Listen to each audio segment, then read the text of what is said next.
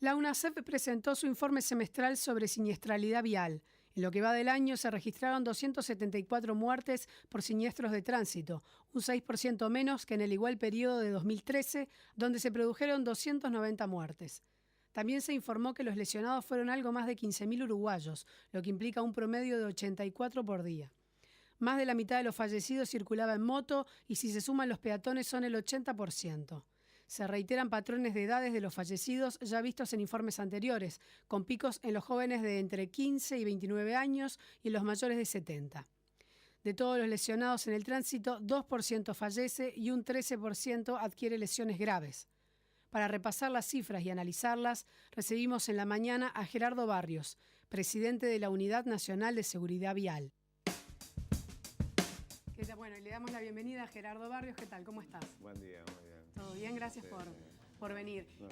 Bueno, si bien se ve la evolución en los últimos 2 o 3 años, han bajado los siniestros en términos generales, pero bueno, siguen siendo preocupantes las cifras. De hecho, se ha difundido que es la primera causa de muerte que tenemos en nuestro país, mucho más que el cáncer, mucho más que otras cosas que parecen preocupar más. Sí, sobre todo por el hecho de que afecta a un rango de población, digamos, predominantemente joven. Sí. Entonces, eso es una preocupación central.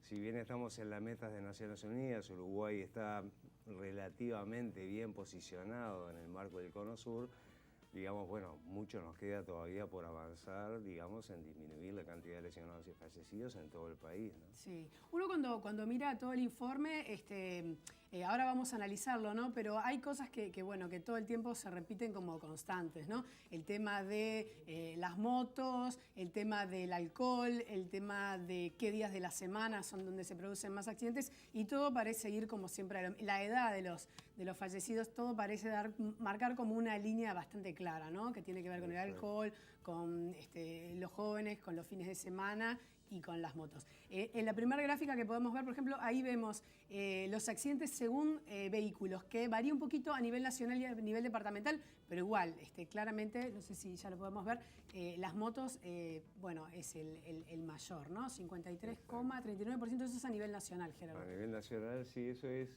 digamos, bueno, la participación tanto en ciudad son rutas de distintos actores. Y obviamente el motociclista es el mayormente involucrado en lesiones graves y fallecimientos por la vulnerabilidad que tiene.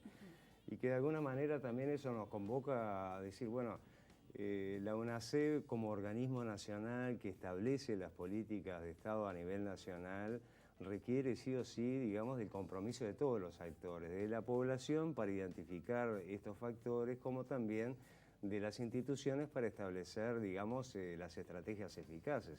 Si para algo sirven los datos es precisamente para poder establecer los planes preventivos. Exacto. Y si bien se está desarrollando una actividad muy importante en todo el país, digamos, el esfuerzo tiene que ser muchísimo mayor porque estamos convencidos y hay experiencias muy exitosas en el país donde los controles, la presencia de las autoridades, tanto departamentales como nacionales, es decir, inspectores y policía caminera, es un elemento central, digamos, para obtener esos resultados, ¿no? Tú sabrás, por ejemplo, ¿no? Ha llegado, por ejemplo, a niveles donde, no sé, desde el sindicato médico se acusa, por ejemplo, a Botana, al intendente Botana, de ser responsable porque en su departamento no se cumple la inspección necesaria. Exacto. Por eso nosotros insistimos mucho con el hecho de que en esto también importa y mucho los liderazgos. Claro. Y a nivel departamental el liderazgo de la figura del intendente como el gobernador, digamos, departamental es fundamental. Hay que ver lo que pasó, por ejemplo, en Soriano el año pasado. El intendente Besosi hizo aplicar la ley del casco para toda la población y el resultado pasó de 8% de utilización a 90%. Hoy Mercedes es una ciudad donde los motociclistas circulan en el 90 y pico % con su casco colocado.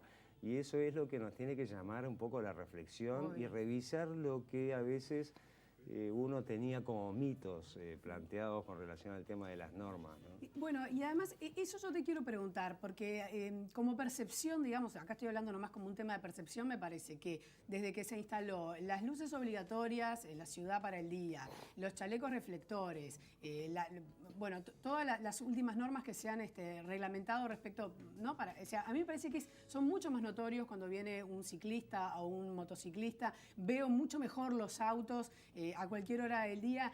¿Ha descendido, digamos, si bien ha descendido, digamos, en relación a eso lo suficiente, digamos? No, falta mucho camino por recorrer. Es decir, hay que ver que nosotros presentamos con estos datos del primer semestre del 2014 un informe que hicimos con varios países de América y el Banco Mundial de observación de las conductas en el tránsito. Y ahí es muy claro, digamos, que nos falta avanzar a todos los uruguayos muchísimo en la incorporación, incluso la utilización del sistema de retención infantil, ¿no? Sí. Es decir, cómo los padres llevamos a los niños. En el comportamiento de los conductores, es decir, hay que ver cómo es muy clara la relación que hay. Si el conductor utiliza el cinturón, los acompañantes lo utilizan, y si no lo utilizan, digamos, el conductor no utiliza el cinturón de seguridad, los acompañantes no lo hacen. Lo que se vuelve cotidiano se contagia, digamos, rápidamente. Y tú la última entrevista que tuvimos decías una cosa que me quedó, porque bueno, porque uno también comete errores, obviamente uno es infalible, es decir, bueno, mucha gente se piensa que de repente ir hasta el supermercado, que son 3 cuadras de tu casa, en el auto, con el nene, y bueno, como son 3 cuadras no le pones el cinturón de seguridad, y que estaba comprobado que muchísimos accidentes se dan en las cercanías de las propias casas. Exacto, ¿no? De hecho el 60% de los que van a fallecer fallecen en las ciudades, es decir, o sea, esa percepción que tenemos de que, bueno, que esto depende de muchos factores, digamos, los factores están en la esquina de nuestra casa, ¿no? Acá estamos viendo la segunda gráfica que preparamos que habla de los fallecidos según el día de la semana, ¿no? Y ahí claramente se ve que los fines de semana, y cuando se marca el domingo, incluso más que el sábado, calculo que tiene que ver con que el domingo empieza obviamente en la medianoche del sábado, ¿no? Porque si no, el domingo en realidad es un día más tranquilo, pero claro, está toda la madrugada del domingo. ¿Cuál es el análisis, digamos, de eso? Bueno, precisamente, los datos importan en la medida que se analicen y que se establezcan los planes preventivos. Y ya nosotros venimos planteando hace varios tiempos ya en estos informes que los fines de semana es un periodo crítico, donde fallece la mitad de los que van a fallecer, fallecen el fin de semana, es decir, del viernes de noche al lunes de madrugada. Y donde también se dispara la cantidad de espirometrías positivas, al doble, triple o cuádruple de lo que pasa, digamos, de lunes a viernes. Y eso tiene una correlación directa con la presencia de controles, digamos, y la presencia de las autoridades controlando el tránsito. Mirá, Gerardo, ahí estamos viendo la gráfica de las espirometrías en siniestros a nivel general, ¿no? Exacto, a nivel general si uno toma toda la semana es del 5,8%, pero si toma de lunes a viernes es del 3,5%. Entonces, de alguna forma eso nos está indicando que si bien tenemos un muy buen resultado de lunes a viernes, es decir, la gente que toma alcohol no conduce vehículos, o si lo hace en un porcentaje muy bajo, que incluso Uruguay es de los países que tiene espirometrías de lunes a viernes más bajas del mundo. Entonces, en el siniestro de tránsito. Entonces, eso nos alerta, digamos, de dónde tenemos que actuar para seguir disminuyendo. Ahora, una cosa, digamos, yo circulo por la ciudad bastante, tengo muchas actividades en distintos lados y tampoco me resulta muy habitual en la semana ver inspectores de tránsito. Bueno, ahí hay toda una estrategia que tenemos que readecuar con los inspectores de tránsito, con la policía caminera. Hay dificultades objetivas a veces en, digamos, poder establecer, por ejemplo, controles, como decíamos, los fines de semana con inspectores de tránsito, que también se ven enfrentados a situaciones de violencia. Obvio. Y por lo tanto también requieren la presencia de personal policial. Claro, pero tú decías, por ejemplo, hoy, bueno, en la semana hay muchísimo menos personas que se detectan con alcohol en la sangre, pero bueno, es muy extendida también la práctica entre muchas personas que trabajan, después de trabajo irse a tomar una copa, pero a lo que voy es si realmente la gente toma menos alcohol o toma alcohol y no maneja, o lo que pasa que en realidad no están los controles necesarios como para saber si la gente está tomando o no. Pregunto, nomás porque... sí, lo que es objetivo es que la gente cuando toma alcohol no conduce vehículos. Nosotros veníamos en el año 2007 en siniestro de tránsito con un 26% de espirometrías positivas. Y hoy estamos en un 3,5 de lunes a viernes. O sea que hay un descenso muy significativo. Bien. Y un cambio de conducta de la población, claro, que es muy auspicioso. Si hay muchos o no inspectores, de todas maneras se constató que bajó. Pero aparte, digamos, se multiplicó prácticamente por 10 a 20 la cantidad de espirometrías que se hacen en el país. Hoy en el país se hacen 60.000 espirometrías al año. Digamos, y eso es una cifra récord.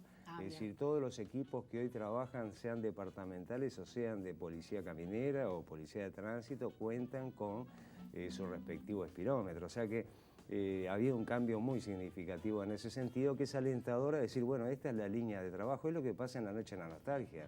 En la Noche de la Nostalgia se suma la comunicación social a través de ustedes, de los medios de comunicación, se suma, digamos, los mensajes educativos y se suma el control en las vías públicas, y no tenemos que lamentar lesionados graves y fallecidos en la Noche de la Nostalgia. Eso hay que desarrollarlo todo el año y fundamentalmente los fines de semana. Claro, ¿no? Y las campañas, que bueno, que mucha gente se pregunta cuánto sirven o cuánto no sirven, pero bueno, efectivamente, por ejemplo, previo a la Noche de la Nostalgia, lo que tú decías, hay mucha difusión del tema y ha dado buenos frutos. Sí, pero las campañas también hay una cosa que uno tiene que tener en cuenta, y que es lo que la evidencia científica señala.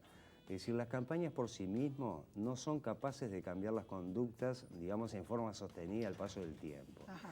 Solo por sí mismo no son capaces. Por lo tanto, requieren otro actor fundamental, y que es el actor fundamental, el control y la presencia de los agentes de tránsito en todas nuestras vías públicas. Por eso incluso hemos llegado a que te agarren, básicamente. Y bueno, ese es un componente así, central. Pero bueno, ¿no? Muchas veces la gente piensa que educando a los niños, por ejemplo, a nivel escolar, se cambian las conductas. Eso también es un mito, porque quien cambia las conductas de los niños, es decir, somos los adultos. Y el estudio de observación que está publicado, cualquiera lo puede acceder, digamos, en la página web nuestra, es demostrativo. Cuando el padre no se pone el cinturón de seguridad, va sin cinturón de seguridad, el niño va suelto incluso en el asiento delantero. Cuando se coloca en el cinturón de seguridad, ahí la incorporación del sistema de retención infantil es mucho mayor. Y un dato que me parece que es, digamos, significativo: quien más cumple las normas son las mujeres en la conducción vehicular, o sea que también es un reconocimiento al rol de las mujeres cuando incorporan medidas de tránsito, porque los que más incumplimos somos los hombres. Y bueno, pasa que en eso también hay un mito plenamente extendido que tiene que ver, ¿no?, con si el hombre conduce mejor, el hombre tiene más facilidad. Pero los mitos se terminan cuando hay estudios científicos que lo demuestran, y en la página web está este estudio del Banco Mundial que demuestra claramente que las mujeres se comportan mejor. De alguna forma eso también se refleja en otros trabajos que han habido a nivel internacional que lo demuestran. Gerardo, ya para cerrar, simplemente decir, ¿no?, que los fallecidos siguen siendo mayoritariamente jóvenes y ancianos. Exacto, ancianos, sí, no sé, los dos picos, pero personas más de 70 años. Los dos picos son menores de 30 años y mayores de 65. ¿Qué tiene que ver con si uno el tema suma a ambos, es el 80% de los fallecidos en nuestro país. Y son motociclistas sobre todo en el primer pico y peatones embestidos en el segundo. Por lo tanto, esto es un problema, digamos, realmente importante, abarcar todos los aspectos de la prevención, ¿no? Bien. Gerardo, un motociclista que está con el casco indicado, con todas las medidas de seguridad indicadas, digamos, tiene realmente muchas menos posibilidades de quedar lesionado ante un accidente. A ver, el problema no es que, digamos, el caos general se debe a los motociclistas. El problema no es el motociclista, digamos, como el responsable de todo lo que pasa en el tránsito, porque si uno va a la responsabilidad de los siniestros de tránsito, digamos, sí, los motociclistas tienen su componente, pero también los automovilistas, también los conductores de camiones y de ómnibus. Es decir, hay un caos asociado allí que hace que no confundamos de que el problema son los motociclistas, ¿no? El problema somos todos los que nos involucramos en el tránsito, digamos, y fundamentalmente tenemos que asumir que las normas son para preservar la vida, no es un elemento, como se pensaba antes, para sancionar y multar a la gente. Molestar o represión. Gerardo Barrios, presidente de la UNACEF, muchas gracias por haber venido y bueno, nos vemos en un tiempo seguramente para hablar del segundo semestre, si antes no lo amerita. Gracias. Claro, muchas gracias.